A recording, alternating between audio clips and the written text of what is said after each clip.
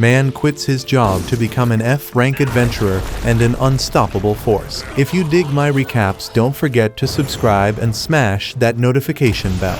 Around a gloomy castle, a man is violently thrown to the ground, and already exhausted, he breathlessly states that this is his end. Surrounding him, a group of hidden beings remarks that the man has become extremely strong, but the guy insists it's not enough. They say we should pursue our dreams while we are still young, especially for adventurers, since the tool of their trade is their own body. However, there are adults who simply cannot let go of what they desire. At the local adventurers guild, it's the day for the selection of candidates who wish to be promoted to rank E. One of them, named Rick, shows up for the test, and the receptionist Alyssa gets excited upon recognizing her old friend. They worked together in an office, but the guy left shortly after. But the most surprising thing was that he registered with the guild. Rick comments that it's indeed uncommon to start being an adventurer at 30 years old, because most people begin as apprentices at rank F when they are still teenagers. By the way, Alyssa asks what he's been doing all this time, and he says he spent these years training in the mountains with some more experienced companions. Suddenly, a drunk interrupts the conversation and asks if the pretty girl there is free to hang out, to which she awkwardly replies that she's working. The drunk continues to insist, to the point of grabbing her wrist and saying that women should obey men. To resolve the situation, Rick wraps his arm around the guy's shoulder and gives a light slap to his stomach. The man trembles due to the excess alcohol and faints. Finding it amusing, Alyssa hands the guy the card for the rank E test. Upon reading the registration number 79, he starts the day already feeling nervous. Outside, a woman named Rionette asks Rick if he has already registered, and he says after raising his eyes a bit more that he's set to take the test alongside those radiant and voluminous youngsters. Rionette asks if that's a reason to look at her front, but the guy pretends she's imagining things. Inside, the guild adventurers notice the handprint on the drunk's steel armor, while authorities approach and recognize Gommel the Wild Knight, a former rank A adventurer wanted for assault. Alyssa reflects on how Rick handled the guy and wonders if it was he who caused it. Later, during the medical exam for the selection, the evaluators measure the height of candidate number 79 and are surprised to note that the man is already 32 years old, leaving Rick embarrassed as always. Next, it's time for the measurement of magical energy by touching the sphere. When the third candidate discovers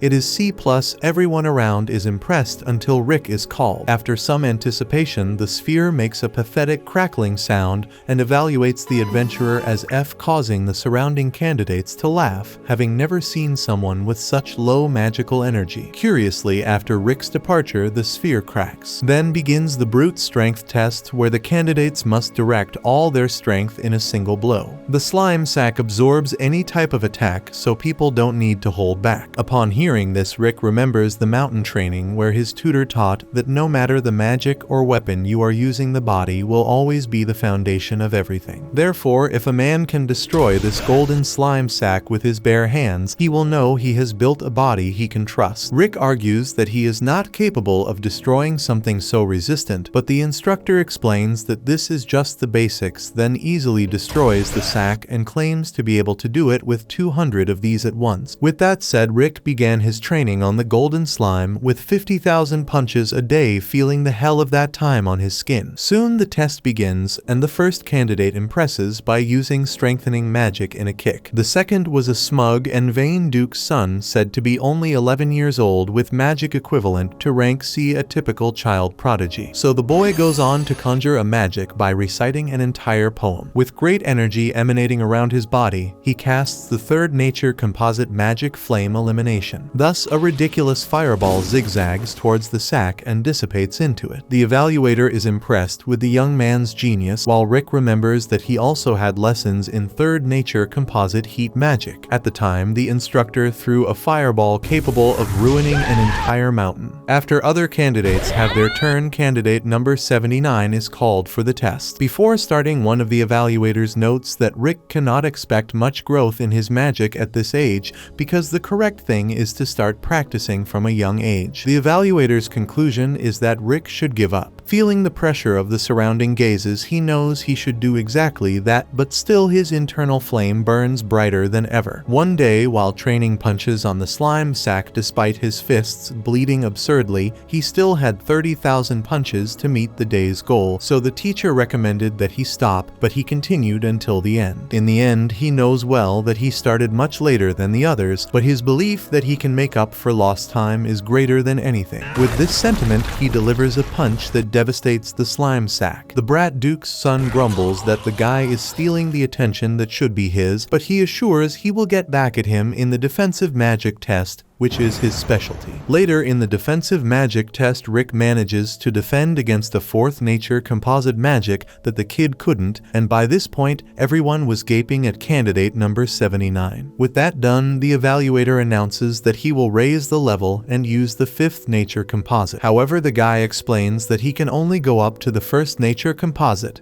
so the instructor believes he is being underestimated and intends not to hold back in this next attack. Soon he conjures a shock cyclone, a level 5 spell, leaving the other adventurers in disbelief at the outcome. Sylvester Elsernia, a first-class knight of the kingdom, hears the explosion from afar and goes to investigate, as such a large blast shouldn't be part of a test. Upon learning what happened, Lord Sylvester thinks someone is playing a joke on him because no F-rank individual should be capable of what was reported. He then reads the profile of candidate 79 Rick Gladiator, aged 32, and is astonished at the man's age. According to the records, Rick worked for 14 years as a receptionist at the Tiger Road Sinquat Guild branch. After the defensive magic test, the protagonist completed the written exam and finished the tests for the day. Later, talking with Rionette, he confesses that he doesn't know if he did well on the first day, especially since he scored an F in magical capacity. As a consolation, Rionette notes that the young man has improved a lot over the past 2 years. Suddenly, a haughty duke's son appears, calling Rick a commoner. Rick tries to remember the boy's name but fails. Furious, the kid says his name is Fried Diamuit, so Rick asks if he needs help finding his parents. Even more upset, Fried cries, saying today was supposed to be his day to shine, but the old man stole his spotlight in the test. Right behind the boy, Angelica, his older sister, scolds Rick for making her little brother cry. In tears, Fried claims the 40-year-old man mistreated him, so Rick tries in vain to convince them that he's in his early 30s. Ignoring everything, Angelica challenges the man to a duel, throwing a glove at his chest. He picks it up and says that while a noble's daughter might not know doing laundry is hard work. As he picks the glove off the ground, Rionette informs him that this gesture symbolizes accepting the duel, leaving the poor guy with no way out. Without delay, Angelica Diamuit, a second-class knight of the kingdom's knights, drags the opponent to the arena to punish the supposedly 40-year-old rascal, as she puts it. Following Philheim tradition, Angelica proposes that the loser must serve the winner until death. Amidst this, Rick asks what the level of the challenger might be, and Rionette believes that a second-class knight of the kingdom is probably rank B, so she asks the young man to go easy on her. Confused, Rick reminds her that he's the rank F in this story. To reassure him, the woman asks him to remember what he trained for in the past years, but the memories make him even more anxious. As a last resort, Rionette reminds the man that he's part of the Orichalcum Fist, the group that prides itself on being the strongest on the continent. With that said, Rick Gladiator stands up again and heads towards the challenger. Full of herself, Angelica claims she'll go easy on the rookie, drawing her sword and casting a spell. Rick analyzed that she's the type of swordsman who strengthens the body and weapons, but she doesn't give him time to delve deeper into his study, using her instant step ability to pass by him with impressive speed, making him hear the blade close to his ear. She claims to have given a warning strike, but even reducing her speed, the rank F couldn't dodge. Laughing at the old man, Fried reveals that his sister is so fast she's known throughout the kingdom as Angelica the Flash. Then she warns that this time she won't miss on purpose and attacks again with instant step. Ironically, as the attacker approached, Rick noticed that she's extremely slow, easily dodging her without any effort. Jaw-dropping, Angelica thought that only a few first-class knights could react in time to this kind of attack, but believes it was pure luck, so she charges at the opponent again. Once more, Rick can't understand how this woman can be so slow with a nickname like that, considering she must be just a rich daddy's girl who became a knight because of her wealthy father. Suddenly, she trips over a stone on the way, spinning through the air until she plants her sword into the wall with force. Not having anticipated her attack, Rick thinks thinks that ability is incredible, putting his tail between his legs again, not knowing she merely tripped and lost her momentum. Angelica doesn't want to lose her composure either, so she pretends she spun on purpose. Next, she announces she'll use an ultimate level instant step, a move that impacts her body so much she can only use it 3 times. Rick acknowledges that she's much faster now, yet still seems like a turtle with a cramp. Despite the failure of this attack, Angelica insists on the same tactic and repeats the move, leaving only one more chance with this ability. Persistently, she maintains the strategy until she trips over another stone along the way. Afraid he won't be able to react in time to this change, of course, Rick strikes the ground, isolating the opponent and creating a crater in the soil. Unable to believe what's happening, Angelica asks who this guy is, and he responds that he quit his job a few years ago to try becoming an adventurer, but he will give his all to pursue this career. With that, to the rookie's surprise, the knight surrenders, using the excuse that she'll let this one slide because he managed to avoid her attacks. Not being a fool, Rick Gladiator asks about the agreement that the loser would become the servant, and Angelica uses the greatest speed ever recorded by her to flee the scene. After the victory, Rionette informs Rick that Bruffston and the others are coming to the kingdom at this moment to see how he's doing, and Rick has only bad premonitions about it. In the next scene, the legend of the warrior who faced the supreme monster Kaiser Alcipiat to conquer a treasure capable of granting any wish called the Akashic Records is told. However, this warrior never managed to defeat that mythical creature, and only some child who dreams of being an adventurer will someday obtain this treasure. This is what the legendary warrior believes. Back in the current kingdom of Philheim, the results of the preliminary tests for rank E are about to be announced, and if the magical energy transmitted to each exam card is blue, then that candidate has passed. Tomorrow, all the approved candidates will participate in a simulated battle in the second stage of the exam. Next to Rionette, Rick Gladiator is tense as another failure could mean his definitive withdrawal, given that he is already past the usual age for this. Soon his card begins to glow and fluctuates from blue to red before finally confirming his approval. Upon leaving the room, Rick smells something awful until a young charmer throws his charm at the beautiful maiden in the room, according to his words. He emphasizes that the noble house of Diamuit governs the people from north to south, and he is the eldest son, Raster Diamuit. The nobleman asks the maiden's name,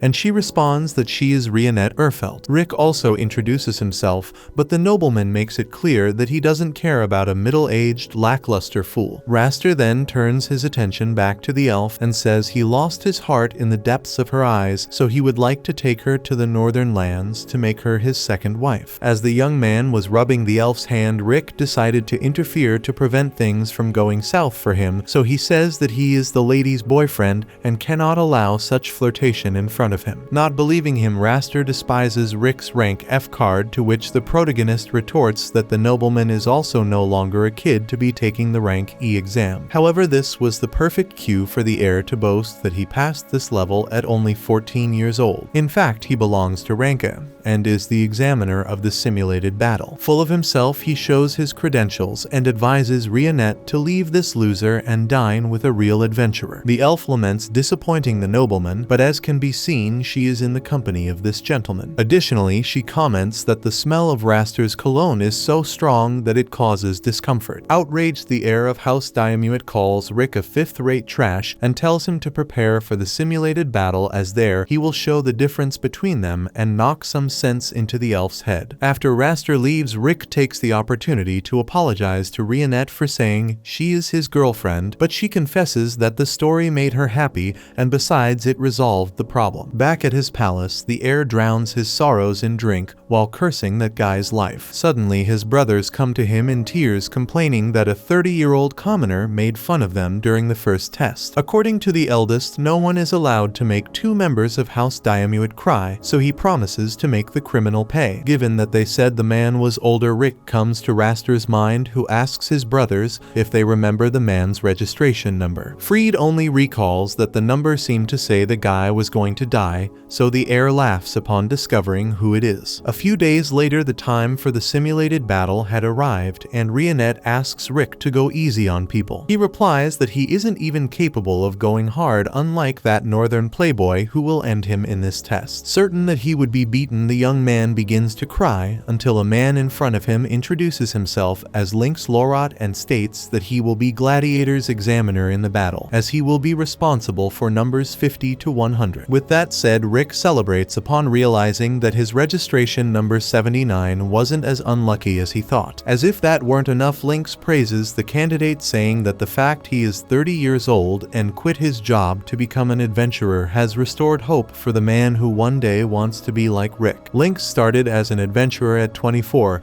and only got his career going after 30. Therefore, he sees Rick Gladiator as an example of determination. Now 40 years old, the examiner intends to fulfill his dream of reaching rank, although it took him almost 20 years to reach B. With that, Rick enthusiastically greets the man, and although Lynx emphasizes that he will not have a favorite candidate in the exam, he invites Gladiator for a drink after the test. Listening to every word from his hiding spot, Raster waits for the examiner to pass by to approach him. After this conversation, Rick seems much more relaxed for the battle, as a huge weight has been lifted off his shoulders. However, one of the organizers enters the concentration room and informs that Lynx Lorot, the examiner for candidates 50 to 100, has suddenly fallen ill. Given the situation, Raster Diamuit will take over these candidates. Rionette had already suspected there would be some problem, considering that Rick ended up crossing paths with the 3 Diamuit sons. Around him, an adventurer laments Raster being the examiner because he is known as the man of 1,000 skills, a genius who rose to ranka at just 17 years old. As if that weren't enough, he has another nickname that's even worse, the Rankaf Crusher, and they say he harasses candidates every year for pure entertainment. Meanwhile, preparing for the simulated battle, Raster begins to show his claws by defeating a candidate with just one spell. According to him, this is the problem with people of humble origins, they aren't even good for a warm-up. Behind him, an elite guard receives the signal. Desperate Rick Gladiator asks what to do now, despite Rionette not understanding the reason for all the drama. The man remembers that the examiner is a rank A who hates him, not to mention all the people who always said he would fail. So Rionette responds that since other people's words can give or take away the confidence of those who hear them, she says that Rick is a strong man capable of passing the test and defeating the playboy with the spoiled perfume. Ever since Rick decided to become an adventurer, all he's done is succeed. Hearing these words, he feels more motivated to continue his journey without much regret. That is until a hooded kid approaches him and asks to read his fortune for free, saying he saw in Rick a man fighting his own demons who needs some clairvoyance. With nothing better to do, the protagonist accepts the challenge and sits in the chair. As he does, he falls into a magical trap and vanishes. The kid then removes his hood, revealing himself to be freed Diamuit. Rionette, furious, cuts the kid's crystal ball in half, blows up the wall behind him in the process, and grabs Freed by the collar to find out where the adventurer has been sent. When he refuses to cooperate, she cuts half of his eyelashes and warns that next time it will be his eyes. Freed panics and admits it's a teleportation spell that reaches 90 yards, meaning the old man isn't far. Rick ends up behind the test area, where he's greeted by an elite guard and his cronies. Realizing this, the rank F adventurer discovers he is indeed being sabotaged by the Diamuit family. The strength of the men surrounding him is equivalent to rank B, meaning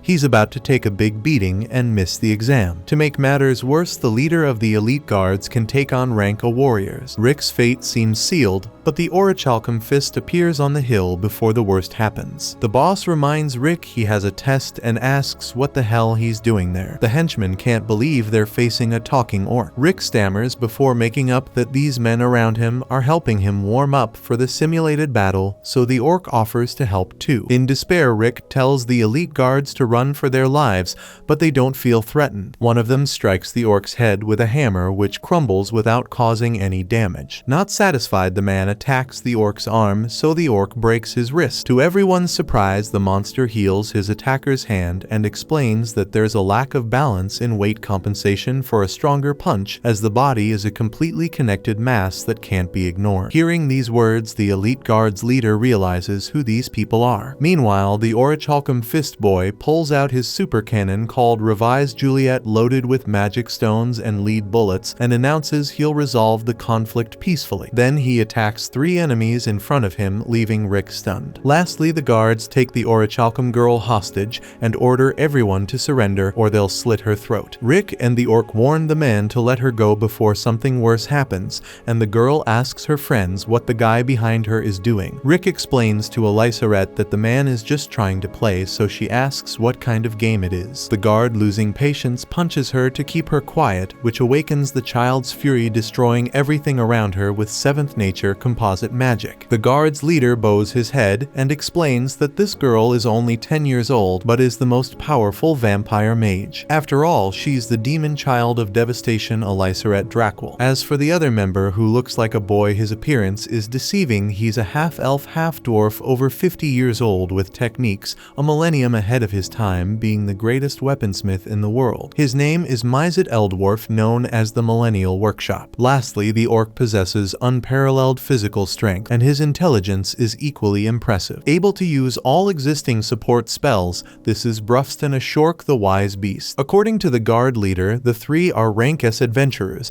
and make up the continent's most legendary group, the legendary Orichalcum Fist. For the first time in his life, the old man saw these 3 with his own eyes, so he drops his weapons and declares he will retire to live the rest of his life in peace. With that said, Alysaret annihilates the remaining guards, while Rick celebrates his chance to take the test. Back with Rionette, the adventurer surprises Freed, who thought the old man was as good as dead, and the elf gets rid of him ruthlessly. Then Lynx appears injured and reports that Raster did this to him. As if that weren't enough, before giving the examiner a beating, the heir asked what his dream was. Coming from humble beginnings, Lynx came from a place where kids want to be adventurers but have no opportunities, so his dream is to open a school for them. Hearing this, Raster locked Lynx up and scorned his attempt to educate society's scum, saying a third-rate teacher will produce students just as rotten. Lynx was furious at this insult, but couldn't respond to the noble. Thinking about this, the examiner asks Rick to give up the exam, not knowing what he's getting into, but Rick has no intention of giving up. Returning to the arena, Raster sees one of his guards fall unconscious, so he deduces that Rick Gladiator is on his way. The noble would love to crush that man's dreams without even allowing him to try, but since he'll have the displeasure of a direct clash,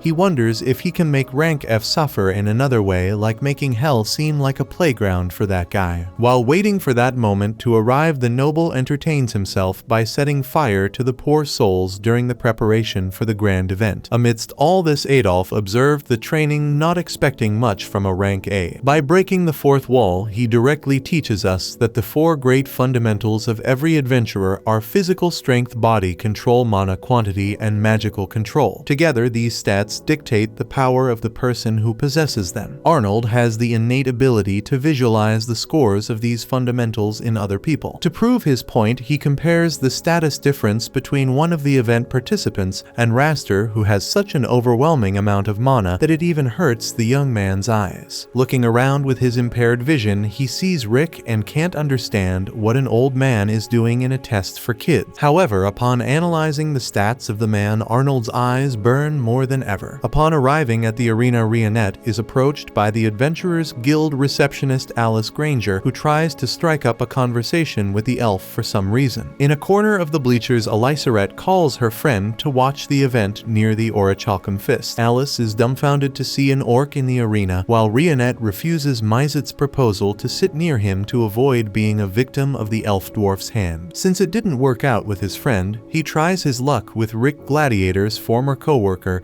as she has a pleasant and swaying heart. The elf warns that the guy is not to be trusted, then pushes the human to another corner. Brufston asks how the promising rookie of their group is doing, and Rionette informs that Rick will pass this test without major problems. Alice warns that the examiner for this test is a rank A who always overdoes it when dealing with rookies, but even so, the orc doesn't think it's a problem. On the other side of the arena, Angelica eggs her brother on to beat up that idiot who looks 40 until she sees her youngest getting beaten up and arriving beside her. Facing Rick Gladiator later, Raster confesses that he was surprised to see the rookie escape his guards, but he didn't expect much from insignificant plebeians like them. Now the old man will face the creme de la creme of the kingdom of Philheim, the self-proclaimed genius Raster Diarmuid. After feeling something strange in his body, Rick questions why the noble became an adventurer, and he responds that he has the talent for it, and that it further boosts his status even though he is an heir. Indignant at the opponent's lack of honor, Rick asserts that he won't allow himself to be defeated by a guy like this. Raster warns that talk is cheap and proves his point by invoking a first nature composite magic, the ice shot. Throwing the icy spear near the protagonist's face, Raster thinks the guy froze in fear and couldn't dodge, but in reality Rick was just staying calm in the face of the challenge, just as Rionette asked him to do before entering the fight. Being honest with himself, he is worried, but is striving to follow the elf's directive. On the other hand, since Rick didn't react, the noble claims he will do as he pleases. Around him, his siblings shout for the eldest to finish off the guy, so Raster invokes a third nature composite magic, the illuminated flame, leaving Rick surprised that the opponent didn't use an incantation for a spell of that level. Despite the roar of the flames, Gladiator remains static in the face of the fire magic. Brufston comments that it was so insignificant that it can't even be classified as an attack against his pupil. Seeing Alice worried, he asks if she knows what the four fundamentals are, and she accurately names them all. Brufston explains that among them, the mana quantity should be developed when young, roughly until the age of 20. Since Rick started this life at 30, the only thing he can rely on is his own body. For this reason, the orc applied specific training to the student aiming at this characteristic, placing weights for him to walk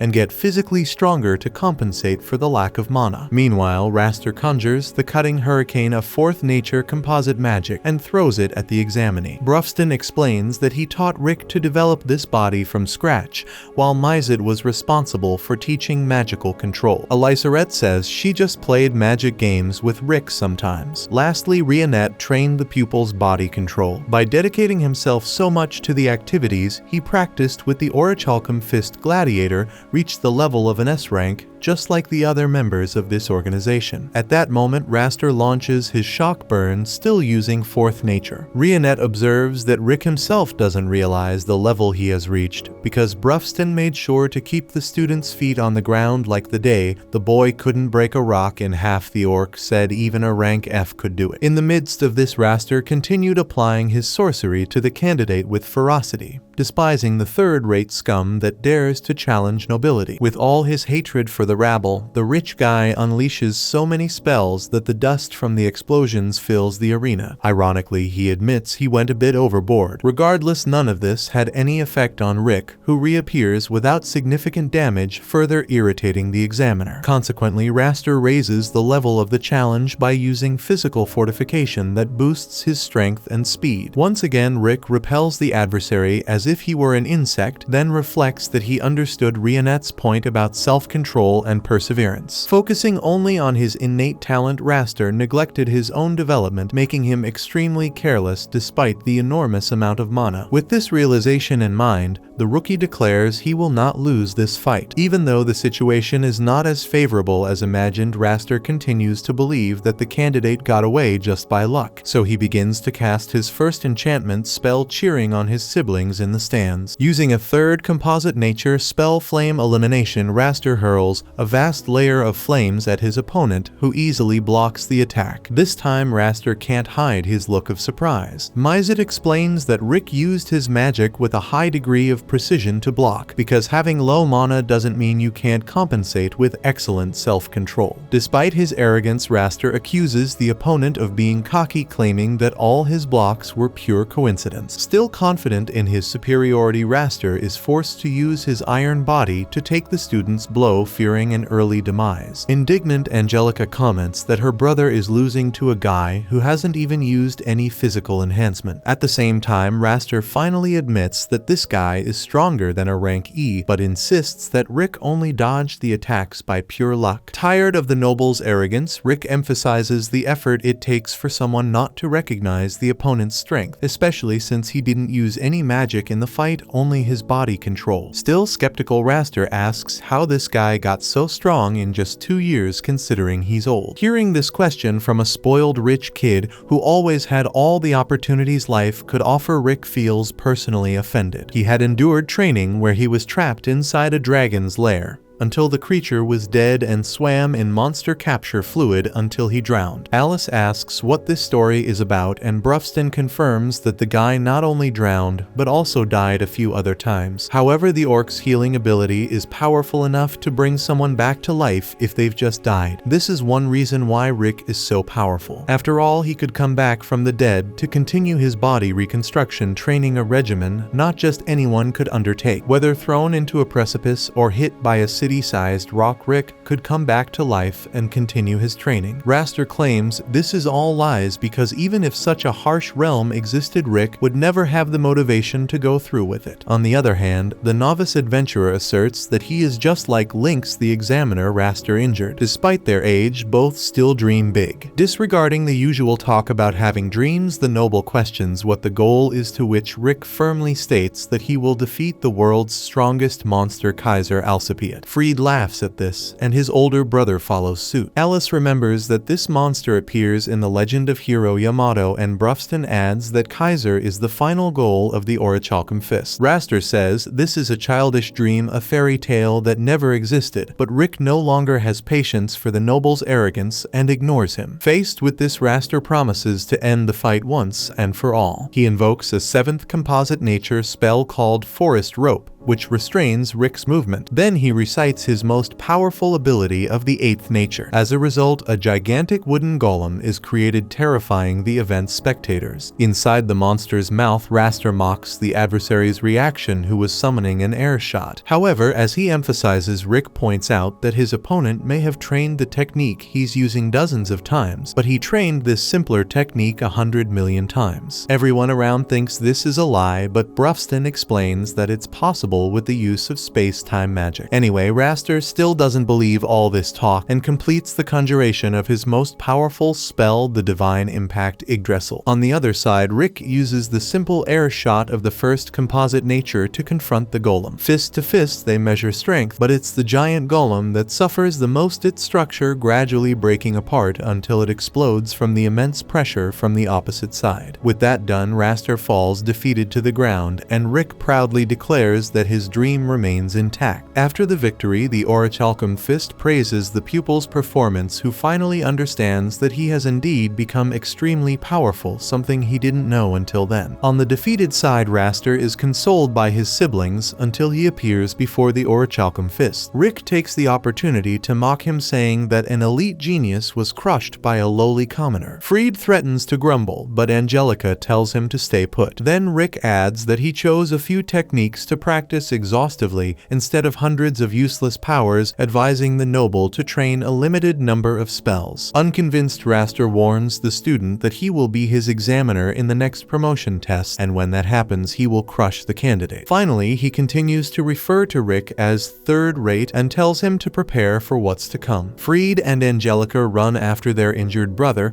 but the girl pauses for a moment to greet Rick, something he never imagined possible. Later, the exam results were about to be announced, and the responsible person calls out the numbers of the promoted candidates one by one. Calmly, Rick waits for the numbers to be selected alongside Rionette and other examinees who, unlike the protagonist, were anxious. Meanwhile, Alice eats a meal with the other members of the Orichalcum Fist and asks if it's okay for them to be there before the announcement of those who passed, and they all reply that there's no need to worry. Rionette comments that Rick is calmer than she imagined, and he explains that he was just reminiscing about some things. When he was a child lost in his tales of heroes, Rick read that upon defeating the supreme monster Kaiser Alcipiat, one would gain a treasure capable of fulfilling any wish called the Akashic Records. However, Yamato, the hero everyone believed could achieve this, failed, and stated that only a child dreaming of becoming an adventurer could obtain this treasure and have their wishes granted. Reading this story to his parents, little Rick dreamed of being like Yamato, though his mother thought being an adventurer carried great dangers that could lead anyone to death. In her motherly concern, she wished her son would find another type of work. His father, on the other hand, thought this dream was a childish wish that should be set aside because everyone should seek stable and decent jobs. In school, still a child, Rick discovered he had a very rare ability, but the evaluators couldn't say exactly what this power was. The boy wondered if it was the type of power Yamato had,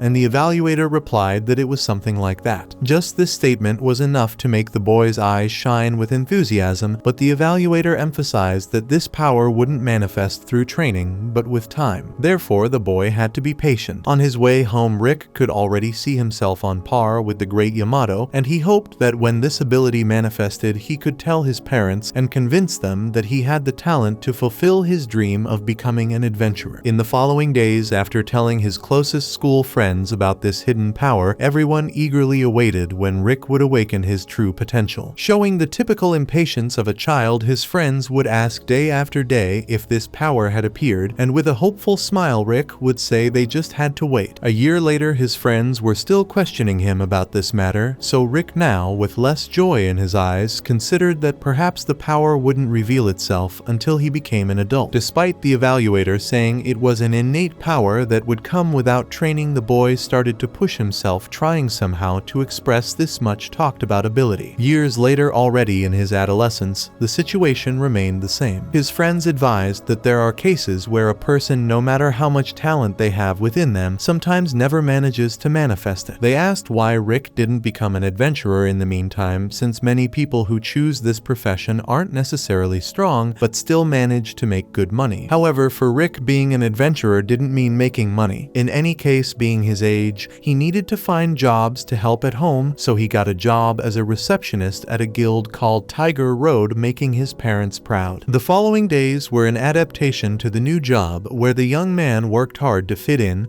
and be a worthy employee of the uniform he wore, though he felt some jealousy towards the adventurers who passed through. In his free time, he continued practicing, trying to manifest the ability he was told he had. But as time passed, he grew older and more stuck in this job, while adventurers constantly passed by, showing their achievements and telling their journey stories. Even his parents, who once had a youthful appearance, were now showing gray hairs. Throughout this time, the Tiger Road receptionist kept his Legend of Yamato book close, though his hope of living the dream died a little each day. One day, Rick paid a reward to an adventurer who exterminated a slime infestation with Tuzazans and Lukes, and was thanked with a "thank you, uncle." Beside him, Alice tried to adapt to the new job and relied on her colleague for most things. Speaking of which, he mentioned that monsters expelled from their lairs had been appearing in the city lately, indicating a new mission. Most of these monsters were low level, so it was likely a rank D mission. In the meantime, Zaid proudly appeared at the guild to show off his new achievement, a rank B medal, meaning he could now make a living solely as an adventurer. Impressed, Rick congratulated his friend, though his voice carried a hint of sorrow. On the way home, the man admitted his frustration at seeing Zaid evolving more and more, while he himself sat in the same chair for 14 years doing the same job as always. At least he had a stable income, which was his parents' wish, but it didn't satisfy his need to do something more. In the midst of this reflection, Rick heard a girl's screams, so he ran to see what was happening. Along the way, a gigantic troll emerged from behind a house, a mid-level monster that didn't usually appear in that place. Suddenly, an elf passed by the monster, so Rick stepped in front to protect her. Seeing that the boy was full of fear, she told him to get out of the way and sliced the troll into pieces effortlessly. She then thanked the human for trying to save her, but made it clear he didn't need to worry because she was an adventurer. As the elf spoke, the moon appeared through the clouds and shone intensely, illuminating the imposing figure of Rionette Elfelt. Walking alongside the elf, the two introduced themselves, and Rick thanked her for the help, also asking if her rank was B, as he had seen her unusual strength. When Rionette said no, the man was startled to imagine he was in the presence of a rank A adventurer, but she wasn't part of that category either. In fact, showing her medal, Rionette proved to be rank S. At this moment, Rick almost went crazy because adventurers of this level were removed from the guild's records for being too strong, strong, and they could only be supervised by the main office. Having met someone of such a legendary degree, Rick asked if he could ask a strange question, but requested the elf not to laugh. In her defense, she argued she hadn't laughed since she was 8. So Rick proudly declares that his dream is to become an adventurer and defeat Kaiser Alcipiade, and that he has an innate ability that has never manifested. He wants to know if he can reach rank S, even though he's starting the profession at 30 years old. Rionette points out that the boy has courage, which is essential for this field, but she reminds him that mana development happens when one is young, which isn't his case. Therefore, she dismisses any possibility of Rick Gladiator succeeding in this profession. Pretending to be okay, Rick feels confused and thanks the elf for freeing him from this youthful dream, but at least he met such a wonderful person whom he would love to go out with any day to eat something. Even though he said it impulsively, Rionette accepts the invitation and arranges to go out with the human the next day. Back at work, the guy was pure motivation with his mood through the roof. Zaid comes asking for his first rank B job, and Rick hands it over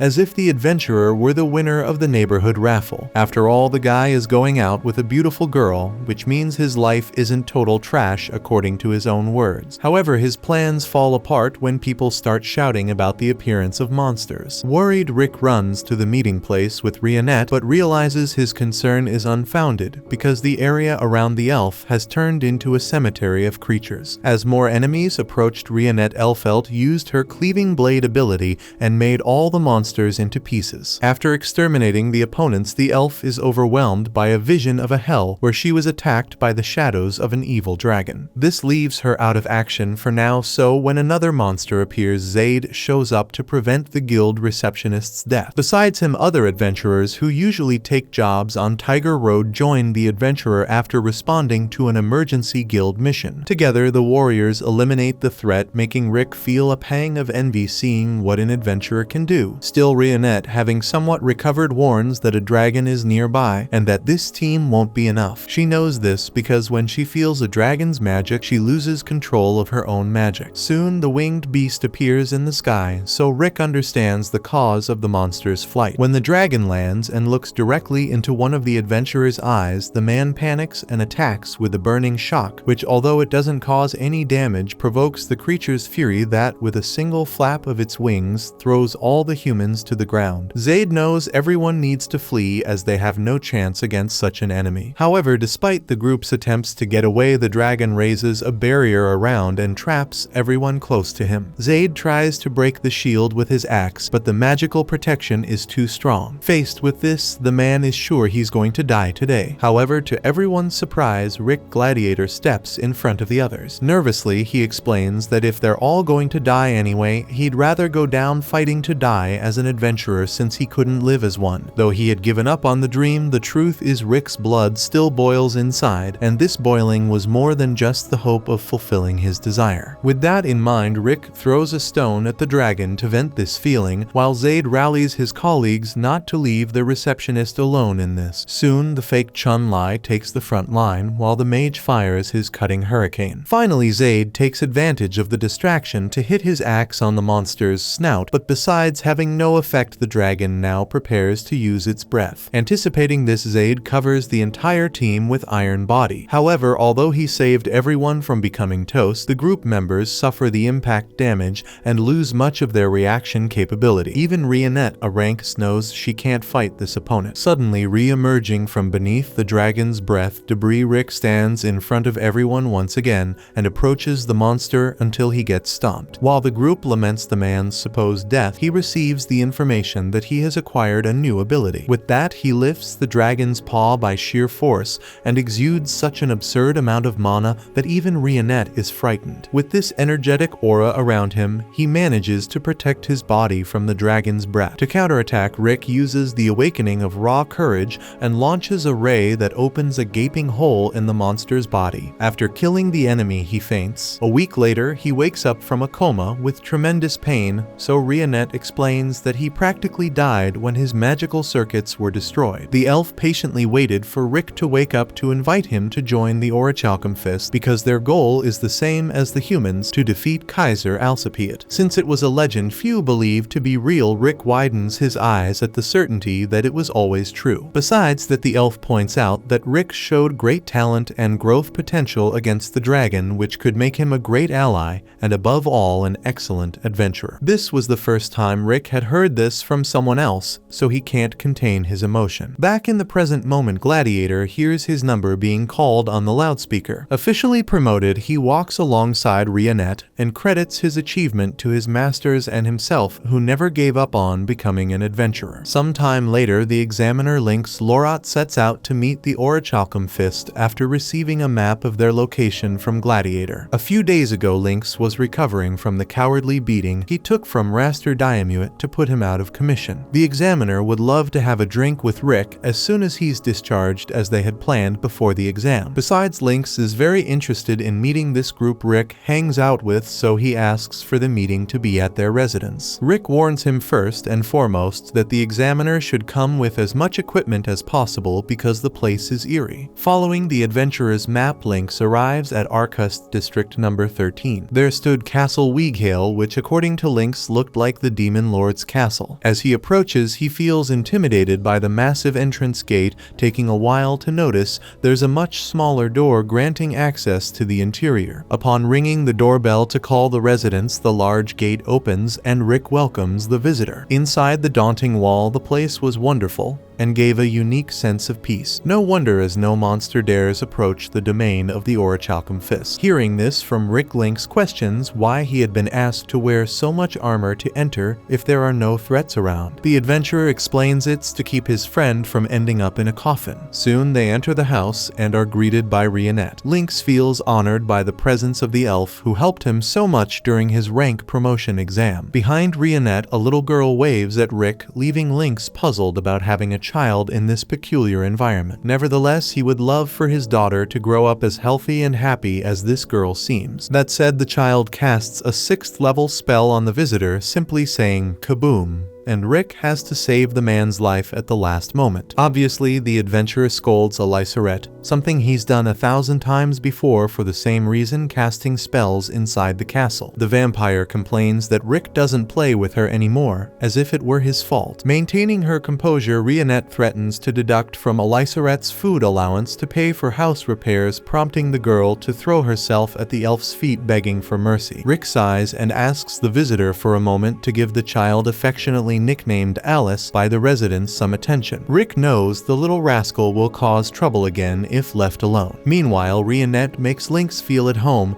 and the first thing he does is observe the view from one of the windows, certain it would take days to explore the entire area. Moreover, he can see Mizet's workshop within his field of vision. Curious, he heads down to the dwarf elf and introduces himself, using his surname Lorot, asking about the type of craftsmanship the fellow is engaged in. Mizet explains it's an Ultra Flame Cannon number 6 and lets the visitor use the equipment against the scarecrow in the yard. According to the dwarf elf, all you need to do is focus your magic into the weapon and pull the trigger. Doing so, Lynx falls backward from the missile launcher's recoil and creates a crater where the projectile hit. Frightened by the weapon's power, he states that mass production of this armament would forever change the concept of war worldwide. Now returning inside the mansion, he walks more cautiously after nearly dying due to a crazy piece of equipment from a dwarf elf. Peeking into one of the rooms, he sees an orc through the half-open door and is shocked. Without taking his eyes off the book he's reading, Brufston, a shork, invites the visitor to enter if he wishes. Embarrassed, Lynx apologizes for the inconvenience and approaches the orc, impressed by the number of books there. According to the monster, these are his quarters and private library because he feels more at peace when surrounded by books. Despite having read almost all of them lately, the wise beast has been focusing a lot on Rick's training, which takes away some of his reading time. Knowing the orc was responsible for Gladiator's training, Lynx Lorot humbly asks this master to also work on his skills. Brufston stands up and praises the human's determined look because of its resemblance to his students. Later, Rick searches for the guest everywhere until Mizet informs him that the guy entered the forest with Brufston a while ago. At that moment, the man panics. Being thrown off a cliff tied to two immensely heavy steel balls, Lynx says goodbye to his two daughters Latina and Lilia. However, his fall is cushioned as he lands on some furry creature. Confused, he looks down to see Rionette lifting a giant boar that would serve as an ingredient for dinner. After being saved by the elf, the Philheim examiner thanks her for the help, while she immediately guesses that the weights on the human's feet were put there by Brufston. According to Lynx, his master ordered him to run down a cliff. Unfazed, Rionette comments that the orc is the one who kills Rick the most in training, and Lynx pretends he didn't hear that. Behind him, Brufston appears to continue the training and drags the man into the forest. After returning from the exercises, Lorot is happy to still be alive, just like Rick, who didn't have the chance to tell the man that training with the wise beast is a big problem for the unsuspecting. He also tells the guest that certain things the three Orichalcum members say should be completely ignored, like when Brufston claims he'll go easy on training, when Alice promises she won't do something again,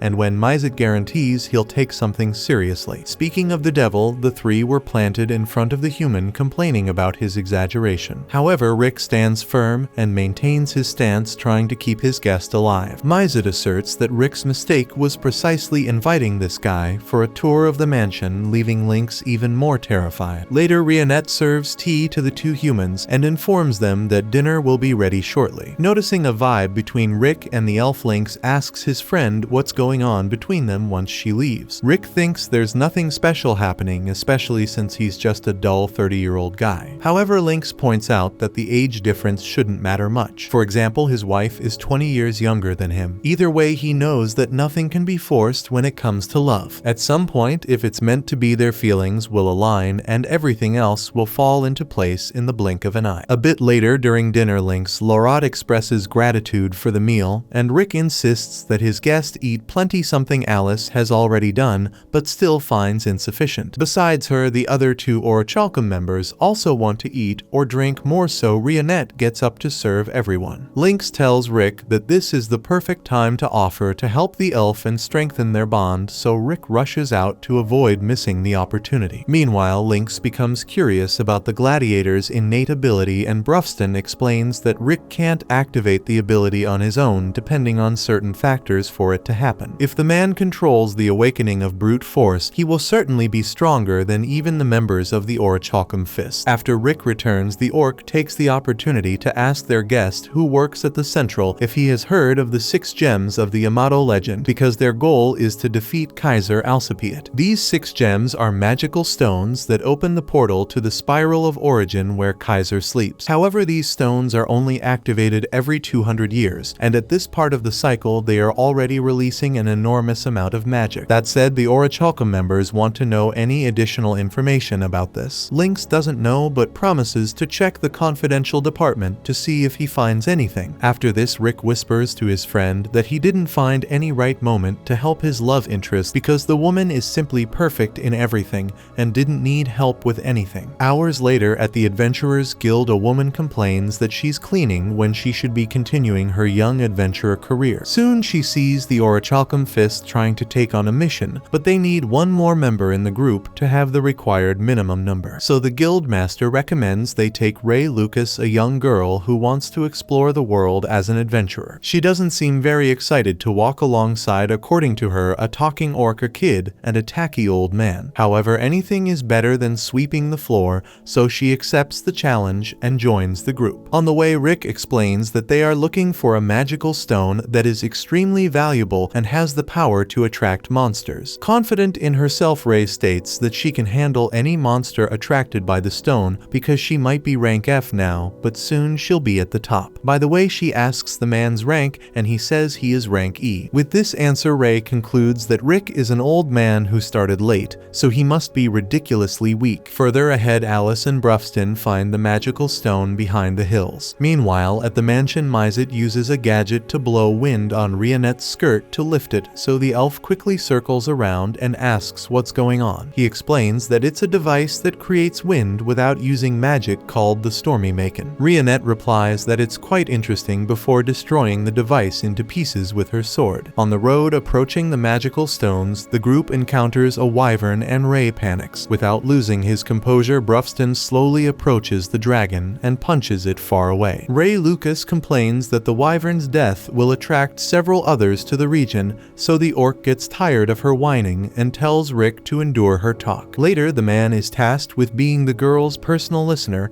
until they see dozens of dragons being slaughtered ahead, where Brufston and Alice were killing each one of those winged beasts. However, a red wyvern and even stronger dragon race had circled around and landed in front of the two humans. As usual, Ray gives up on life and sits down, so Rick asks her to run. Not wanting to act like a coward, Ray changes her mind and decides to face the wyvern alongside her companions like Yamato would. Being a huge fan of the legendary adventurer, Rick accepts the proposal and asks the girl to provide support. With this, she prepares a first nature composite spell, but Rick jumps ahead and smashes the beast's head with one hand. The next day, upon returning to the guild, the girl is acting strange because of everything she witnessed yesterday, and the guild master understands why. The Orichalcum Fist is known for bringing trouble wherever they go, considering they are the most powerful Rankus group on the continent. For this reason, the master believes that Ray Lucas should be content with activities that align with her limitations. However, Ray is motivated to reach the level of those adventurers and do amazing things like they do. Speaking of which, the Orichalcum displays one of the 6 gems, the Crimson Flower, on their table, after finding it at the bottom of the wyvern's nest. By using the magic resonance of this stone, they will be able to find the other gems. With this intent, Mizet uses his earth mapping ability, opening a map that points to Heractopia, a country known for its Colosseum, where combat arts make the fame of this nation. 400 years ago, this place was a small country mainly composed of desert. The 4th king, Alexander Heractopia, saw a settlement called Nuclepercy and built the Colosseum there. He held combat competitions, and King Alexander himself fought unarmed, using only his body, becoming an undefeated champion of 10,000 fights. As his fame spread across the continent, fighters from all corners challenged the king to break his invincibility, while Heractopia thrived as a kingdom of immense prestige and vigor in the face of these displays of strength. Nuclepercy, where the arena was located, became the capital of this reign. Alongside the Orichalcum Fist, Rick Gladiator stands before the enormous statue of the man known as Alexander, the King of Fists. Brufston would have loved to fight at least once with this mythical man, though Rick thinks such a duel might have brought about the end of the entire kingdom. Rionette observes that this type of combat as entertainment still thrives today as a central part of this place's tradition, which Rick understands since the occupation of a fighter in Heractopia is extremely common. They even have a special name for those who battle in these events. They are called pugilists. With that said, the group sets off in search of the jewel they came for. Despite being a city accustomed to brutes walking on every corner, one of the inhabitants is startled when a gigantic orc approaches him on the street. Rick just wanted some information, but the man runs away in fear. Figuring he won't make any progress there, Rick suggests they look for information about the 6 jewels at the town hall. However, the scream of a defenseless girl catches the group's attention, and they see a beast woman being harassed by a man. Brufston approaches to ask a question, but the man takes offense at the orc's presence, warning that he is a pugilist and therefore unafraid of trouble. Brufston doesn't seem intimidated and even comments that the bald guy doesn't look very strong, enraging the man further, who then challenges the orc to a fight in a nearby alley. In a matter of seconds, Brufston beats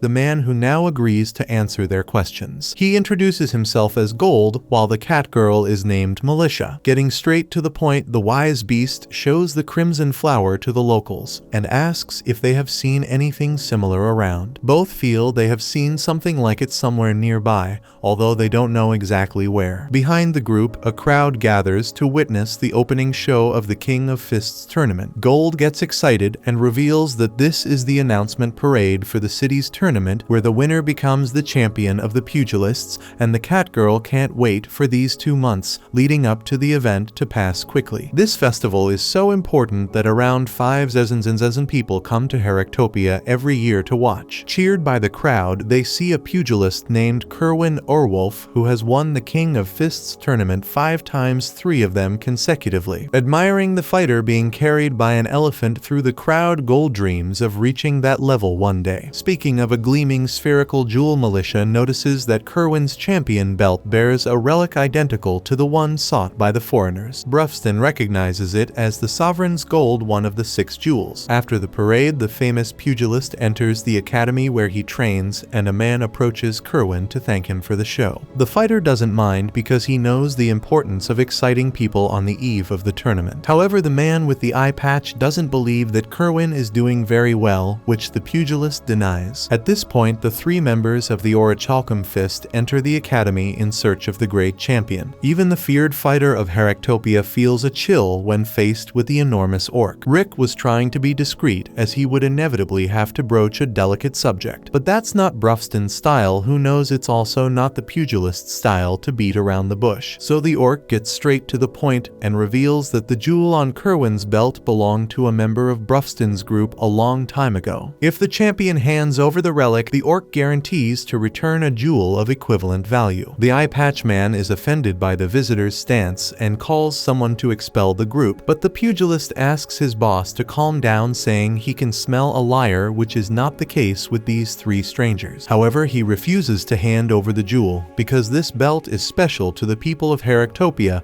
and is part of the pride of this country. In other words, the only way to access the belt is by winning the King of Fists tournament. Brufston understands the circumstances and apologizes for the inconvenience, while Rick questions if they're just going to leave it at that, following the leader of the Orichalcum Fist out of the academy. The eye patch man thinks they should teach these presumptuous foreigners a lesson, but Kerwin is sure the 2 would be dead if things came to a head against those 3. After all, the pugilist noticed the intimidating presence of the maid and is sure she possesses surprising abilities. As for the man, despite appearing normal, he seems to have trained his body to an extraordinary degree and has an aura that's hard to comprehend. Lastly, Kerwin knows that the orc carries absolute power within him. Outside, Brufston reveals the plan to become a pugilist to win the event and earn the belt. To enter the tournament, one must pass the preliminaries held in the east and west of the kingdom and progress through the rounds until winning the block, where everyone is also qualified. After that, the winners move on to the tournament's round of 16. Brufston leaves Rick with the Western League while he heads to the east, and to avoid getting lost in this unfamiliar place, the orc has arranged for a personal guide, a man named Gold. Then Rionette informs Rick that he needs to pass a test to earn the right to be a pugilist. She takes him to a simulated battle where his opponent will be chosen randomly from the new competitors. Rick asks if his opponent is strong, and the organizer tells him it's a promising newcomer who won all the preliminary matches in the tournament. However, even if Rick loses, he can still qualify if he demonstrates a certain level of skill. Suddenly, Rick's rival introduces herself as Flash, and he immediately recognizes the voice. It was Angelica Diamuit, the spoiled noble he had defeated, causing all that trouble with the Diamuit family. However, it's Angelica who panics upon realizing her opponent is Rick Gladiator. In the audience, 2 old men watch the simulated battle alongside a few other men, as Angelica's beauty tends to attract male attention wherever she goes. Although she quickly gained fame for her meteoric rise through the preliminaries, one of the old men warns against underestimating the other newcomer, noting that upsets happen in the tournament from time to time. In the ring, Rick asks if her older brother is also in town, but she tells him she came alone, which eases his mind. On the other hand, Angelica is tense facing the man who defeated her without breaking a sweat. Even though she doesn't need to win to advance, she doesn't want to lose this fight. Soon her strength would be tested again as the organizer starts the test. Once again, Angelica doesn't perceive Rick as threatening, but she remembers how she underestimated him last time and vows to keep her guard up at all times. She tries to use her instant step ability, but ends up stumbling and failing, much to her surprise. Embarrassed, she stands up and tries again, only to discover she didn't trip after all. In reality, Rick was tripping her, somehow imperceptible to the eye. He asks if she enjoyed the skill he learned recently. According to him, this is the first of the 8 secrets of taking it easy. The leg swing sweep. It's a technique designed to demoralize the opponent by not letting them stay on their feet. Essentially, Rick was kicking her legs out from under her so quickly that even she, a second-class knight, couldn't see it. Trying to maintain her dignity, she attempts to keep her distance, but it's futile. As she backs away, she's swept off her feet again, landing awkwardly on the battlefield. As he continued to sweep her every time she stood up, Rick seemed to feel guilty about how easy the fight was and praised the difficulty of timing the sweeps given Flash's incredible speed. He encourages her to stay in the fight, promising to go all out now, but Angelica raises her hands and surrenders immediately. Thus, Gladiator earns his permission to compete after sweeping a noblewoman 5 times. However, she doesn't take kindly to her new humiliation by someone she considers an old man. Rick corrects her again, explaining he's only in his early 30s. Angelica, now crying, asks how many times she has to be humiliated by him before he's satisfied. Rick hurriedly explains she's misinterpreting the situation, desperate to change the subject. He invites Flash to grab something to eat. By coincidence, they end up at an inn managed by Militia and her parents. After serving some snacks at the pugilist's table, the Catgirl asks where Brufston is, looking sad when she hears the orc is participating in the Eastern preliminaries. When the waitress leaves, Angelica asks Rick why he became a pugilist, and he reveals his goal is to win the King of Fists tournament. The girl finds his ambition offensive but is too humble to protest. Nonetheless, she informs him it's impossible for him to compete this year, explaining that reaching the round of 16 is a long journey with insufficient time left. For instance, only those who won 40 matches in the semester gain access to the league, and the maximum a fighter can achieve is 10 matches per month. With only a week left before the tournament begins, she deems it impossible for Gladiator to make it. However, despite her lecture, Rionette announces she has scheduled Rick's 40 matches within a 4-day period, leaving Flash speechless. Later, Rick heads to his debut fight in the preliminaries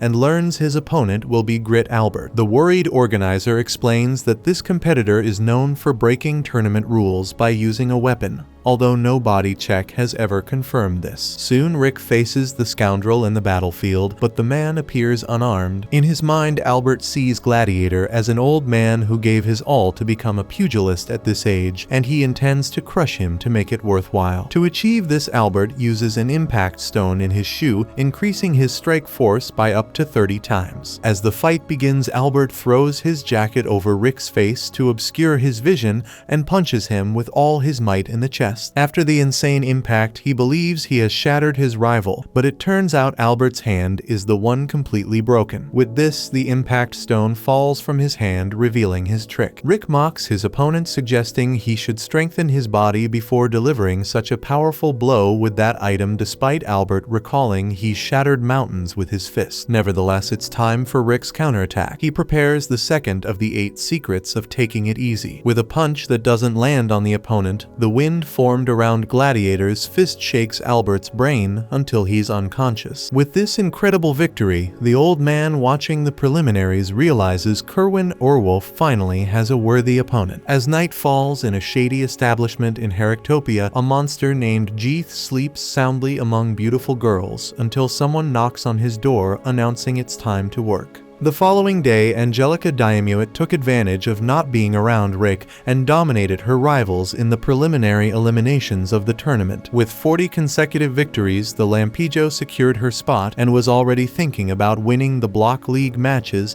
just as Rick was getting excited to give his best. Angelica raised an eyebrow, questioning whether the guy really intended to fight 40 times in 4 days, since each venue only hosts 1 fight per day, meaning he would have to travel hundreds of miles to dozens of areas where the fights take place to meet that quota. But before Lampijo could even finish her thought, Rionette lost patience and called Rick to start the marathon, as they had a fight at Green Hill Arena scheduled for 10 a.m. Angelica freaked out, shouting that the arena was 30 miles away and that not even a souped-up carriage would get them there in time. Offended Gladiator responded that he was in too much of a hurry to catch a carriage, which is why he planned to run there instead. In no time, he sped off at the speed of of sound showing Diamut that the true Lampijo in the room had just left. While she struggled to accept that the guy defied all the laws of physics, Annette asked if Angelica was interested in watching Rick's fight. Angelica would love to see it, but had no idea how she'd get there in time, so the elf offered to take her in a way the human girl would never expect by jumping between the city's rooftops at a surreal speed, carrying her in her arms. Upon reaching Green Hill Arena, Rick was surprised to find Diamut collapsed in the backstage area. Despite being there, the girl hadn't managed to see the fight due to sheer panic. In any case, Rick felt somewhat relieved not to have an audience, especially since he'd made a serious mistake with the third of his 8 secrets for taking it easy. He realized at that moment that this move needed some adjustments. Behind him, Rionette reminded him it was time for the next fight, and he quickly headed off to his new challenge. Angelica begged to stay at Green Hill, but the elf ignored her pleas and carried the girl in her arms. At Kolak Arena, the human member of the Orichalcum Fist tried to calibrate his abilities to avoid turning his opponents into mush while still securing his victories. Upon reaching Shutgad Arena, Rick circled his opponent and finished him off with a small tornado created by his movement. By the time he reached Latrina Arena, yet another victim had fallen before the 30-year-old uncle. After the Colosseum's mad dash, Angelica could hardly believe that the guy had actually managed to achieve 40 victories in 4 days to pass the preliminaries. Sitting with the girl in a beautiful setting reminiscent of Venice, Rionette informed her that it was time for the block leagues, and Diamut thanked the heavens that she wasn't in the same block as that guy. After all, she did plan to win the tournament, but it seemed pretty difficult with Rick participating. Besides that, the elf reminded her that Brufston was on his way to the next round in the Eastern League, the S-rank orc who trained Gladiator. Upon hearing this news, it seemed like Angelica's hopes of winning the championship faded away completely. Rionette then mentioned that Rick had set off for the Tronia region, prompting the human to curse herself for not being surprised that the guy was simply walking the 600-mile round trip. Changing the subject, she commented that the elf might be uncomfortable with people seeing her so often alongside Rick, which could lead them to think the two were involved, but the maid didn't mind at all as she harbored great affection for the man. Embarrassed by the response, Angelica pretended it was no big deal. Out of nowhere, the establishment's manager appeared in a panic, desperate because he didn't have enough part-time workers. He begged the 2 ladies for help in a rather unconventional way, his forehead speaking volumes. Meanwhile, the Orichalcum Fist's Bugs Bunny reached his destination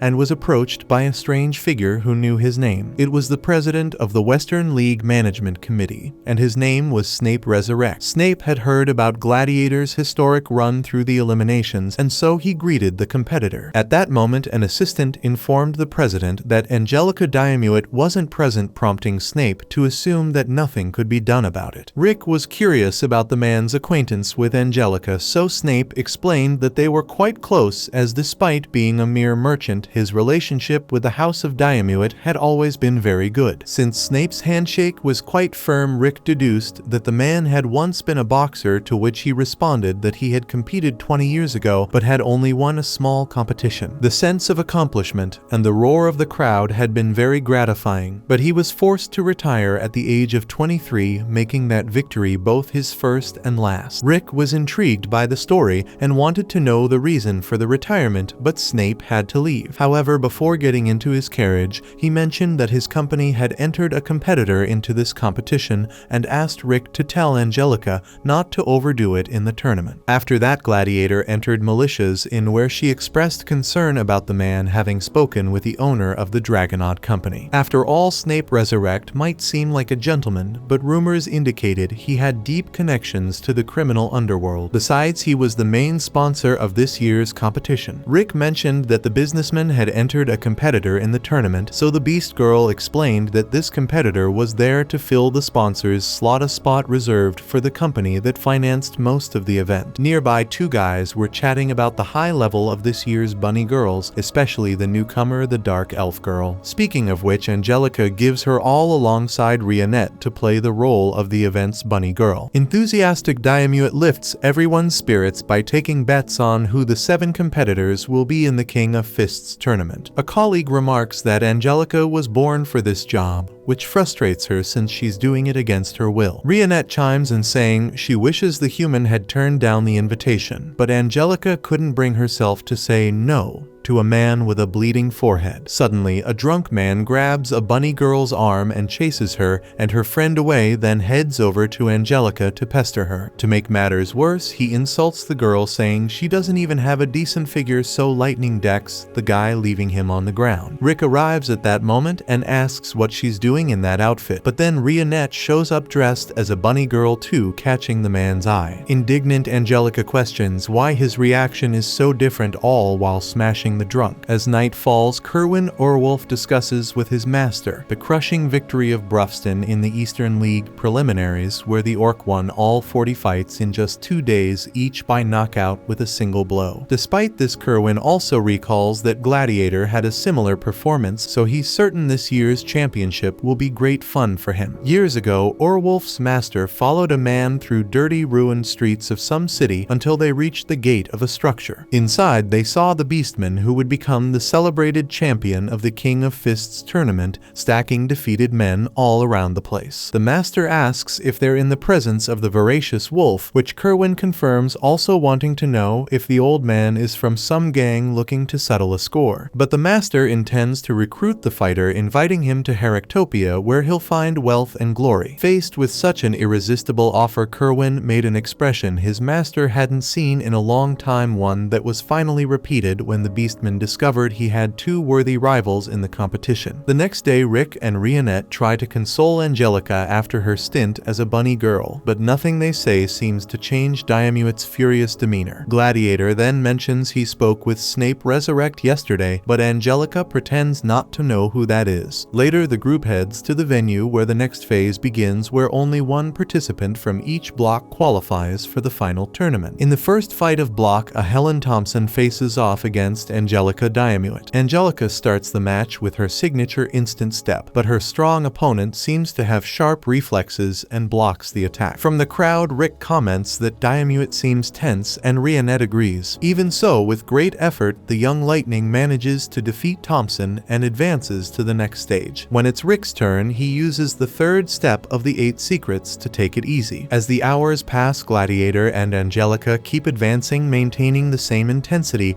until they reach the following rounds. Now only 4 fights remain, and neither can afford to lose if they want to make it to the eliminations. Diamuet doesn't slow down and surrounds Taylor Bridge, her next opponent, with her well-known speed, combining her water wall with Thunderbolt Arrow to win her matches, but this adversary escapes the tactic unscathed. Surprisingly, the big guy matches Lightning's speed and hits her with a powerful punch, ending the fight. After the defeat, Angelica is treated by a nurse. Waiting for the girl outside the room, Rick mentions that her opponent's defensive strength was immense, but even so, she insisted on a strategy that visibly wore her down. Angelica loses her patience and storms off through the city until Rick convinces her to talk calmly. She then confesses that Snape Resurrect is her fiancé because he was the one who helped her when her parents died in an accident about a year ago. The children took over the management of the Diamuet lands, but the young one's inexperience led the house into serious financial trouble. That's when the family's stingy grandfather stepped in and made a deal with Snape. Eager to forge ties with nobility, Snape offered a truckload of money in exchange for marrying Angelica. With a slow mind, Rick finally realizes that the girl is engaged to the Lizard Man and goes crazy over it, while she adds that she investigated the guy while trying to annul her engagement to him and discovered he would become the main sponsor of the event. She was about to finish her thought, but a commotion from a bar catches their attention. Inside, Taylor Bridge tries to help a girl being attacked by a lizard man, but he's taken down with just one blow. After that, the lizard turns his fury on the girl, demanding something in return for spilling his beer. Angelica steps in against the lizard, even though she fears his strength. But just as the creature is about to punch the human, Rick shields his companion. At that moment, Snape appears and asks Jeeth, his competitor, to hold back until the tournament, which the pugilist does by fleeing the bar. Rick asks who that was, and Snape reveals it was Jeeth Resurrect, his younger brother, a brute who flies off the handle at anything. Since no one can stand the guy, he's become that cocky. That said, he shows he's happy Angelica is safe, as his wife's well-being is his most precious treasure. As the businessman leaves, Rick questions the connection between the engagement and him being the tournament's main sponsor. Angelica explains that the money exchanged for the engagement was so much that after checking the assets of the Argonaut Company, she discovered they have almost nothing nothing,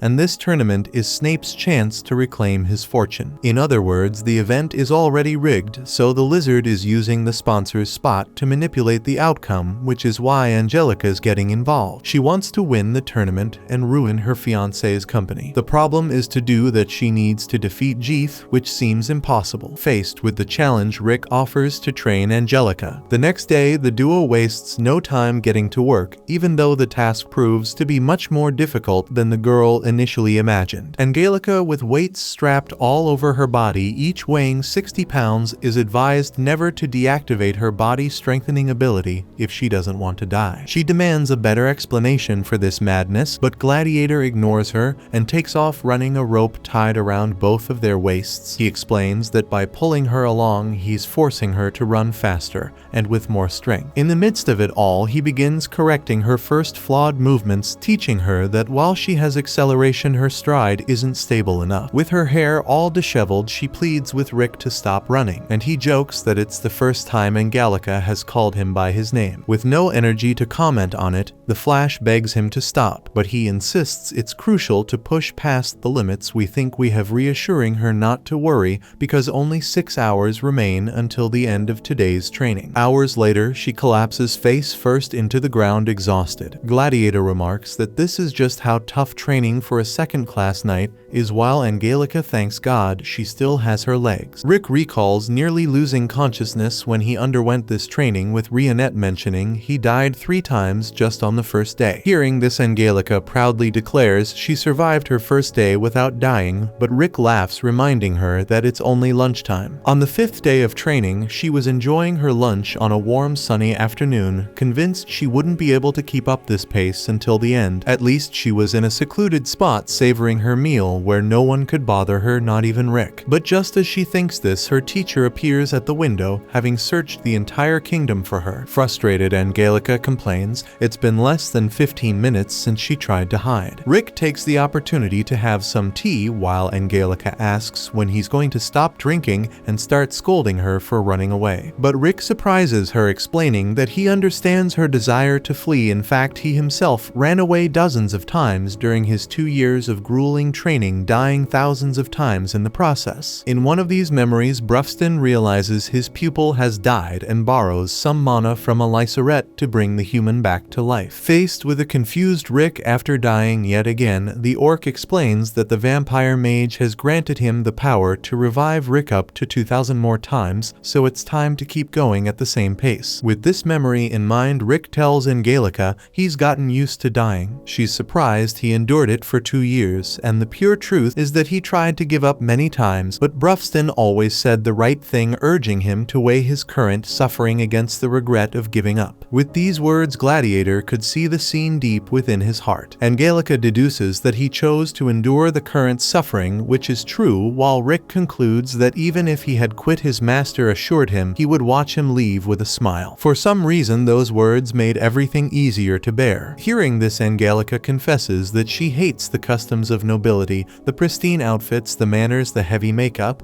and the ridiculous dances. Despite learning all kinds of things, she always loathed every part of those etiquette rules. That's why she decided to contribute to the House of Diamuit as a fighter. Her dream is to become the first special class knight, so she believes her scales are also tipping towards current suffering. With her motivation renewed, the famous Flash is reminded by her teacher that her fighting style is a modified version of the knight's sword technique, making her more powerful with a sword in hand. Since the tournament rules require fighting without weapons, Rick suggests she learn a technique to turn her own hand into a blade. For that, he's brought in a special instructor, Rionette. After the intense night training, the tournament was in full swing, leading to the final match between the C block leaders, each with 7 wins and 1 loss. Angelica Diamuit faces Silver Helgand, with only the winner advancing to the next round. In the arena facing her opponent, Angelica trembles with fury like a caged beast. The duo of elders who always observe the duels comment on the strange situation of Diamuit, believing she's likely at a disadvantage against Silver. However, as soon as the announcer signals the start of the fight, Diamuit delivers such a powerful punch to her opponent that he flies against the wall with indescribable force, ending the fight to the shock of everyone present. From the stands, Rionette notices that the training paid off, though Rick thinks the girl might have been a little unhinged by everything she went through. At the Militia Tavern after the victory, Angelica reflects that for some reason the stares of the townspeople hurt her, making her question if she did something wrong in the tournament. Rick responds that winning is what matters, while Rionette warns that the people might be afraid of her. Alice and Mizet arrive at the tavern, and the elf asks the dwarf elf what happened to the rumors that one of the 6 jewels is in the Empire. Mizet replies that it led to nothing, as there isn't a shred of truth in them. Militia comes to serve the newcomers and has to dodge the instant flirtations of the dwarf elf until Brufston arrives, guided by his loyal Squire Gold. The cat girl blushes at the orc's arrival, which infuriates Mizet. With the table set for a true feast, the wise beast announces that all that's left now is to win the tournament and receive one of the 6 gems. Alice would love to participate in the event, but Rick shuts down the mage's enthusiasm, fearing she might devastate the entire arena. The orc asks who the human at the table is, so Angelica explains that she was trained by Rick and Rionette, though many times she thought she was being tortured by the two rather than taught. Even so, each member of the Orichalcum Fist assures her that the human's efforts will be rewarded. Thus, the official start of the King of Fists tournament finally arrives, where the pairs are announced after a random draw. In the first match, we have Herman Mueller against Jeeth Resurrect, the competitor entered by the event's sponsor, the Dragonaut Company. In the second match, Angelica Diamut faces Doug Heap. In the third showdown, Rick Gladiator goes up against Selena Kine, and Rick is relieved not to have to fight against his master. Speaking of whom, the fifth match will be between Donnie Fisher and Brufston Ashork. In the audience, Gold asks Militia to stop giving his master those love-struck looks. The fourth and final match pits Eddie Grace against the 3-time champion Kerwin Urwolf, and the Beastman's master is confident that no matter who he faces, Urwolf will walk away with the belt once again. With the pairs for the first round established, Angelica tells Rick about the organization's scheme to implement their cheating plan. The Dragonaut Company manipulated the bracket to ensure that Jeeth wouldn't face Kerwin or Brufston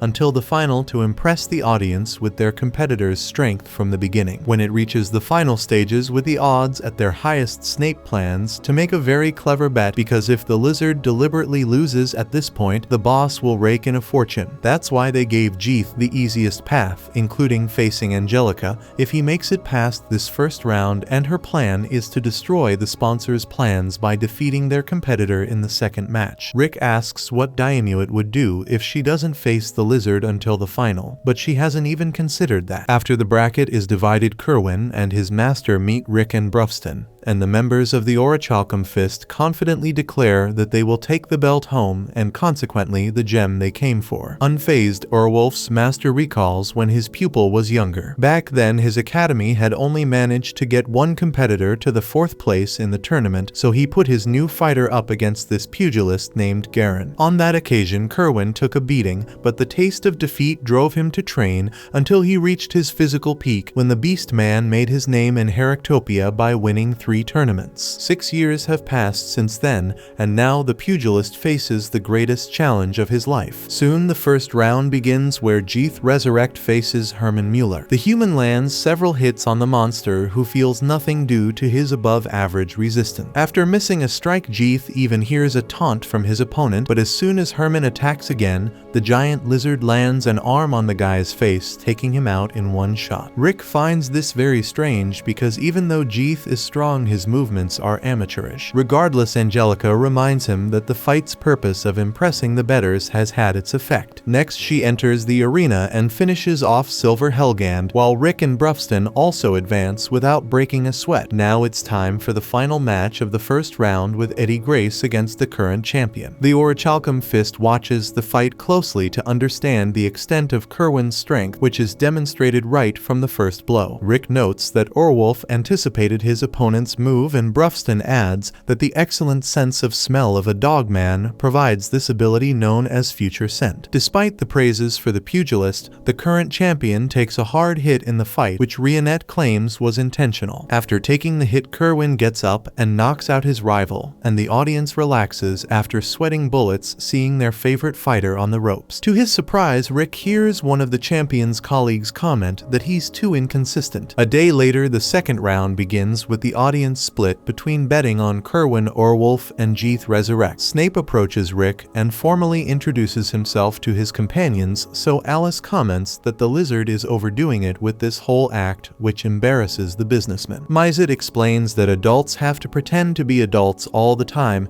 and the vampire discovers that life for those who aren't children can be quite harsh. Rick asks why Snape isn't in the VIP seat, and he explains that he wants to see the fight between his fiancée and his youngest up close. Speaking of them, the two meet before the match and Jeeth says his brother asked him not to mess up his future wife's face. Angelica is eager to show the results of her training, while the lizard laughs about only spending his father's money on nonsense and still being stronger than his opponent. Since he brought it up, Angelica claims it's impossible for Jeeth to have such a physique without training, and he dodges responding that sometimes he's the guy people call a prodigy. Either way, he promises not to crush his opponent so she can still carry Snape's children later. Offended by this insult, Angelica vows to crush him. The clash between the two begins and Angelica starts with a flying kick to Jeeth's torso, but he doesn't feel the impact. At least unlike Herman, the Diamuate Knight has the speed necessary to avoid taking hits, as she suspected her physical attacks don't work against the youngest Resurrect, so she cancels her enhancement magic, leaving the entire audience baffled. Afterwards, she uses Magic Flow Reverse Reflection and advances with Instant Step, finishing with a new technique she learned, Thread Cut, where her hand simulates a sword and slices open Jeeth's belly. Rick boosts his pupil's morale as Rionette explains that this is one of the secret techniques for body control. When she demonstrated it on a stone during training, the elf made the human think she could never achieve something like that. But at the same time, her desire to learn was so strong that she decided to set aside her insecurities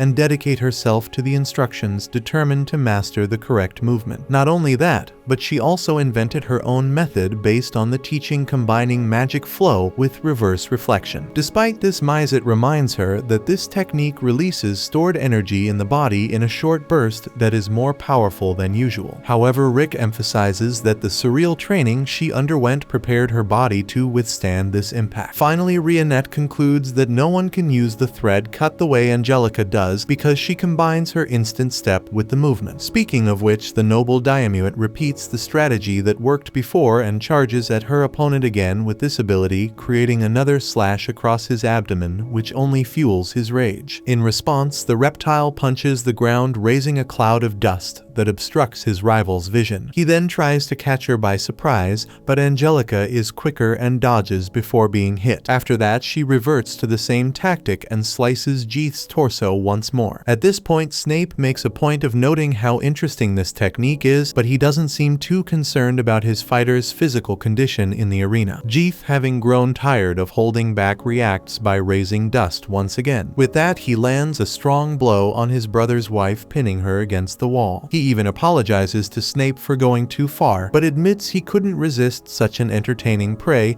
and decided to handle things his way. In any case, Snape knows that the young man can be somewhat temperamental at times. However, Angelica returns after the heavy impact and assures him that the blow she suffered was nothing significant. To prove she's still in the fight, she resumes her strategy of using the thread cut, but this time Jeeth strikes her with his tail effortlessly. Angelica Diamuate insists on the technique, so Jeeth loses patience and reveals that he has learned to replicate his rival's instant step after watching her do it so many times. Seeing her opponent running beside her at the same speed, Angelica can hardly believe what's happening, but there's no time to reflect on the situation because Jeeth has fully switched to offense and lands another blow, hurling her against the wall with great force. Not only that, but the monster taunts her, remarking that there's nothing better than stomping a mediocre piece of trash into complete humiliation. Rick begins to worry about his student, while Snape comments that his brother's strength is truly extraordinary. He's known this since he met Jeeth back when he was still a famous boxer. At that time, the youngest had been adopted at the age of 8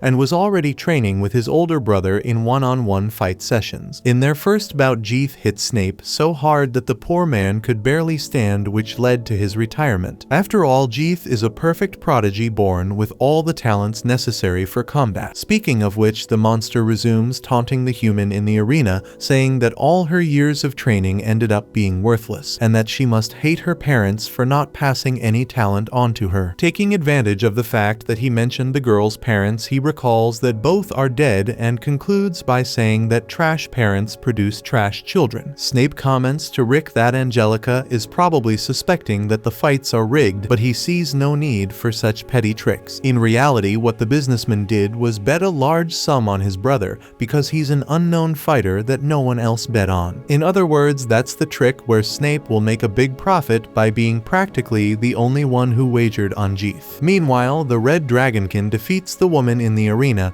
and the crowd starts to frown at the scenes unfolding in the match. Rick imagines that Diamuit is at her limit, but she has no intention of giving up. On the contrary, even though she can't even stand, she assures them that she won't lose. Now Jeeth's motivation becomes to crush his opponent's fighting spirit and savor it. So he lifts the girl by her hair, and intends to show everyone that not even the most dedicated boxers can defeat a prodigy. At the same time, Angelica battles within herself to maintain her hope as her mental balance is still tilted towards the necessary sacrifice. With this in mind, she tries to strike the enemy, but she's so weak that she can only lift her fist without even touching him. In response, Jeeth throws her against the wall and for the first time reveals his claws with the intention of killing his adversary. Rick stands up and shouts that the match is over, but the lizard charges at the noblewoman with all his fury. Just as he's about to strike Angelica with his fangs, an object is thrown at his arm, diverting his aim. As the announcer declares the fight over, Jeeth looks at the shoe thrown at his arm and wonders who had the audacity to do that. When he looks at the crowd, Rick Gladiator is standing there missing one shoe with rage emanating from his body. Without a second thought, Rick heads toward the arena access to retrieve his shoe, but Jeeth anticipates the encounter, commenting that the big guy has been up to something. Since Rick doesn't respond, the lizard tries to kick him, but the man dodges effortlessly while tying his shoe back on. Then Gladiator tells the monster to wait because what's coming for him is well deserved. Jeeth punches the wall with excitement, eager for this duel. As the protagonist descends into the arena, he effortlessly wins his fight with just one strike. The first thing he does after his victory is seek out the doctor responsible for Angelica Diamuit's treatment. Upon asking about her condition, Rick learns that she sustained significant damage in her battle against Jeeth, meaning her recovery will take some time. However, she's not in any life-threatening danger. Hearing this, Rick reflects on how frustrating it must be to undergo such intense training in pursuit of a dream only to be eliminated in this manner. Just thinking about it makes Gladiator tremble with rage. Meanwhile, Brufston also handles his business, advancing to the next round without any trouble. Later, Kerwin Orwolf faces Mylene, a boxer known for her lightning-fast kicks. During a moment of distraction, the Beastman receives another blow and nearly loses his balance, but just as Mylene gains confidence in the fight, he slams her head into the sand, ending the battle. Even with this easy victory, his master knows he's not in top form. Regardless, only 4 fighters remain to compete for the championship belt tomorrow. The next day, Rick trains early and meets Angelica in a part of the arena. She apologizes for wasting his time training someone with no talent, and now that she's lost, she feels like she rebelled against her noble role for no reason. She even starts to consider that marrying Snape might not be so bad, as he could treat her well and she wouldn't have to work. However, Rick feels he owes her an apology for not recognizing the true strength of Jeeth Resurrect. Speaking of which, he asks her to pay close attention to the upcoming fight between the two. Thus, the Orichalcum Fist member faces Jeeth in the first semi-final. The first thing the monster does is express mock concern for his last opponent given what he did to her. Or rather, he says he should apologize for not killing Angelica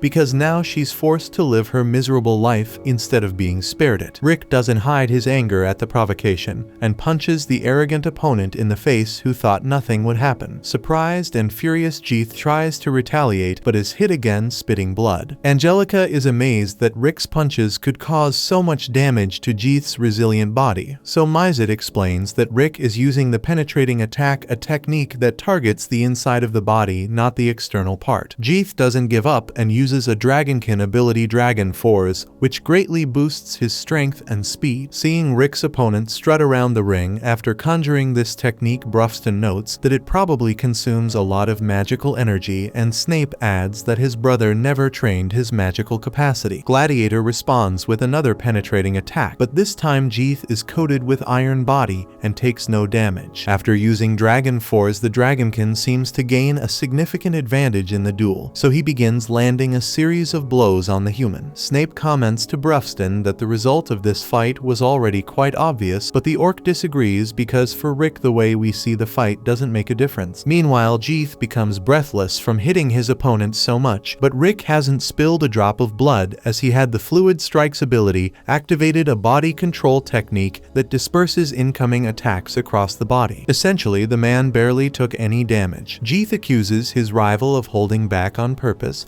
and Rick admits he restricted his physical abilities to match Angelica's level and fight with that in mind. Brufston adds that winning this match isn't the only thing that matters to Rick. He also wants to show Angelica her potential. Rick tries to warn Jeeth to ease up on all this anger, as there will come a point when the Dragonkin will suffer from pushing himself too hard. But Jeeth has no intention of losing this fight, so he reactivates his iron body and layers on the strong fist along with instant step. Turning himself into a veritable war machine, he launches a decisive attack on his enemy, but the strength of the Orichalcum Fist member is so impressive that he shatters all of the Dragonkin's abilities with just one more penetrating attack. Moreover, Resurrect was exhausted, leaving him vulnerable. Rick points out that his opponent never pushed himself to the point of exhaustion, so he doesn't know how to handle fatigue. In his view, the strength a person gains after reaching exhaustion is their true power. Tired of the lecture, Jeeth resumes his assault, but Rick is now fully in control of the situation. On top of that, he throws in Jeeth's face that he relies entirely on his innate talent, but is merely a level 1 prodigy, while true prodigies use their born strength to develop to massive levels through hard work. Rick, for example, knows some prodigies who reach level 1000 opponents who could defeat Jeeth with a single strike. Furious at this rant, Jeeth resorts to the Dragonkin's most powerful innate strengthening magic dragon Recorgen. With it, Rick's attacks no longer have any effect, and he realizes that Angelica really wouldn't have been able to beat Jeeth at this level. Even so, he emphasizes that this doesn't mean she shouldn't train intensely, as sometimes a young girl will have to face a burly man in life and won't have the chance to run away. With that said, Rick moves at an incalculable speed through the arena using instant step as a reference, making Angelica realize that this would be the result of her special ability if she continues to train intensely. According to him, ordinary hard work might not overcome the difference in innate abilities. It takes a certain madness to maintain extraordinary efforts. Angelica understands this more and more, reaffirming which side of the scale she's leaning toward. Jeeth then stirs up a sandstorm to limit his opponent's vision on the battlefield, so Rick uses Thread Cut, though he doubts it will work since he doesn't know how to execute the technique properly. But when the dust settles, Jeeth Resurrect has been gravely wounded, thus ending the fight.